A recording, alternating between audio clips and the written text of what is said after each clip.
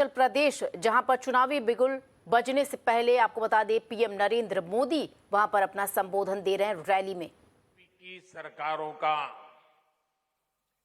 जैसे जैसे लोगों को अनुभव आता है, लोगों का विश्वास बढ़ता जाता है और बार बार आशीर्वाद मिलता रहता है। आपने 2019 के लोकसभा चुनाव में ये करके दिखाया है। भाजपा सरकार पूर्ण बहुमत के साथ फिर वापस आई। मध्य प्रदेश, गुजरात, हरियाणा, गोवा जैसे राज्यों में बीजेपी सरकारें कई बार सरकार में वापस आई है। अब तो इस बार उत्तराखंड के लोगों ने भी पुरानी परंपरा को बदलते हुए बीजेपी को ही दोबारा बिठाया। यूपी में भी 40 साल बाद ऐसा हुआ है जब कोई पार्टी फिर से जीत करके पूर्ण बहुमत के साथ लगातार दूसरी बार सरकार में वापस आई। मणिपुर में भी भाजपा की सरकार फिर से आकर के एक नया इतिहास बन गया है। अब इस स्थिति की तुलना आप जरा कांग्रेस से करिए, आपको हैरानी हो जाएंगी। इस तरफ नजर करेंगे जरा सोच करके, कांग्रेस का इतिहास क्या है और लोगों का कांग्रेस के प्रति गुस्सा कितना है। एक बार सरकार से गई तो फिर उसका वापस लौटना ही मुश्किल होता है। अब देखिए तमिलनाडु में वहां के लोगों ने करीब 60 साल पहले वहां से कांग्रेस को निकाला,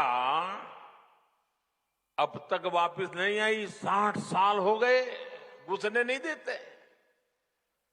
ये पश्चिम बंगाल देखिए, त्रिपुरा देखिए, वहां के लोगों ने 50 साल हो गए कांग्रेस को हटाया। 50 साल पहले 50 साल में पैर नहीं रखने दिया उनको। उत्तर प्रदेश, बिहार और गुजरात के लोगों ने कांग्रेस को करीब 40 साल से सत्ता के बाहर करके रखा हुआ है। कितना गुस्सा होगा आप अंदाज कीजिए। उड़ीसा के लोगों ने भी कांग्रेस को करीब 30 साल से सरकार में आने से रोक रखा है। नागालैंड में भी कांग्रेस करीब 25 साल से लगातार चुनाव हार रही है। आज दिल्ली, पश्चिम बंगाल, आंध्र प्रदेश, नागालैंड, सिक्किम, कई ऐसे राज्य हैं जहां कांग्रेस का एक भी विधायक नहीं है। भाइयों बहनों, कांग्रेस का आधार आज भी परिवारवाद ही है। ऐसी कांग्रेस पार्टी हिमाचल के लोगों की अपेक्षाओं को, आकांक्षाओं को कभी पूरा नहीं कर सकती। आपने 5 साल पहले कांग्रेस की विदाई कर दी थी, अब उसे लौटने नहीं देना है, घुसने मत दीजिए। आज मुझे ये देखकर खुशी है कि हिमाचल के लोगों को भी ये भली भांति समझ आ गया है कि 5 साल बाद हर बार सरकार बदलने की परंपरा, इस परंपरा ने सबसे ज्यादा किसी का नुकसान किया है तो राज्य का नुकसान किया है। राज्य के नौजवानों के सपनों को कुचल दिया है। कांग्रेस जैसे ये दल जब सरकार में होते हैं तो सोचते हैं कि 5 साल बाद सरकार तो बननी नहीं है, 5 साल के बाद बदल होने ही वाला है, तो फिर काम करने की क्या जरूरत है, मौज करो। यही करते रहते हैं ना। और इसलिए उनका अपना पूरा ध्यान 5 साल में जितना इकट्ठा कर सके, जितना माल लुटाई कर सके, तिजोरी भर सके, काली कमाई कर सके, उसी में लगा रहता है। ये जो राजनीतिक परिपाटी थी,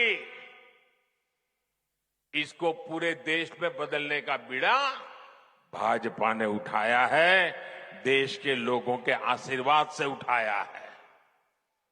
हम ऐसी राजनीतिक परंपरा बनाना चाहते हैं कि हम सरकार में ऐसा काम करें कि वोटर हमें बार बार अवसर दें। इसलिए हम विकास के लिए, देश के लिए हर जगह, हर स्तर पर काम कर रहे हैं।